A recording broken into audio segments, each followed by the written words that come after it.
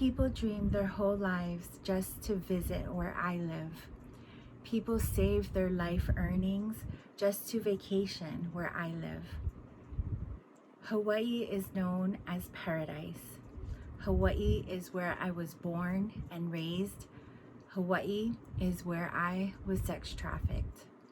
My name is Kalei Grant, and I'm a survivor advocate of sex trafficking.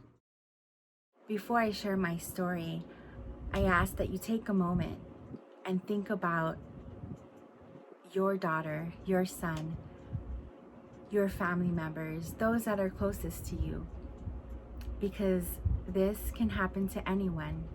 I was born and raised on the island of Oahu, which is the main island in the state of Hawaii. I grew up from a working class family. I enjoyed playing soccer as a kid. I attended private school my whole life. After high school, I went on to college. I had a career. I got married to someone who was a Marine. We had a child. Then at the age of 25, I found myself divorced, getting back into the social scene, bars, nightclubs. It was around Pro Bowl in Hawaii where they had a lot of large events and parties surrounding the Pro Bowl. It was one night that I met a man in a nightclub. At that time, it seemed genuine. It seemed like he was just trying to get to know me, everything about me, where I lived, where I worked, where my daughter went to school, where my grandmother and mother lived. At the end of the 2 weeks, he drove me to the track.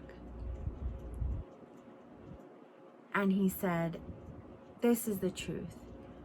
I'm a pimp. I own an escort agency, and this is what you will do for me." I remember sitting there shocked, in disbelief. I was never exposed to violence. Then in that next moment, he got out of the vehicle and started to violently beat all the girls and women he had out there working for him until they were covered in blood. And I remember sitting there in his Range Rover thinking, how am I ever going to get away from this man? He returned to the car and he said, "Now, if you don't do what I say, or if you tell the police, I will kill you. I will kill your daughter. I will kill your mother, your grandmother." After he just demonstrated that act of violence, I was fully convinced that he would do what he said. I was horrified. I didn't know who to turn to, or what to do next, or how to get away from him. Those 2 weeks turned into 2 years of my life. Every single day, fighting, trying to get away from him. But then he would find me, and the abuse grew worse. Being raped and abused started to be common in my life. I felt like I was living a nightmare. Hawaii is unique in that we have every branch of service represented here. It is also military service members that is the highest percentage of buyers.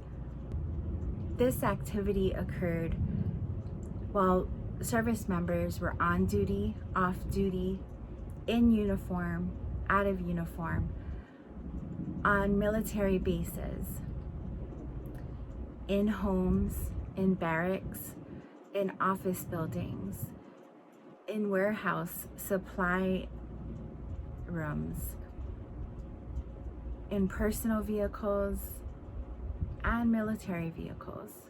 The busiest times were military payday. Finally, in 2010, at the Super Bowl in Miami, Florida, a tip was put in that there was activity happening at this hotel. At that time, we were questioned and detained and separated. Police were able to confirm that there were 2 adult women and one 15-year-old girl. At that moment, they arrested the pimp. The very next morning, I was able to fly back to Hawaii.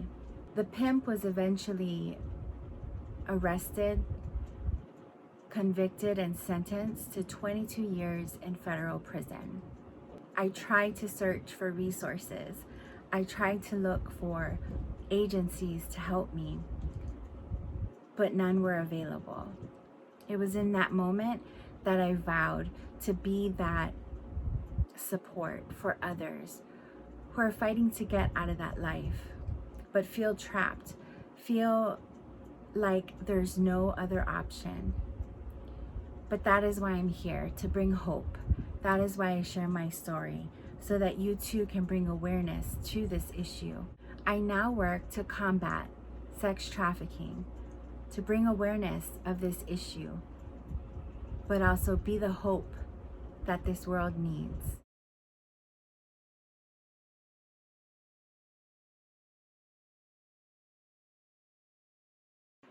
Every single day I tried to get away from this man. I did everything I could think of to get away from him, but I lived on an island, so he always had people following me wherever I went, and every time I would run, they would find me. I would get abused every time, and every time it got worse. My life, I just started becoming very numb to life, not wanting to be alive. I would walk around not able to look at people in the eye, not able to walk with my head up high, because I felt embarrassed, I felt ashamed, I felt invisible.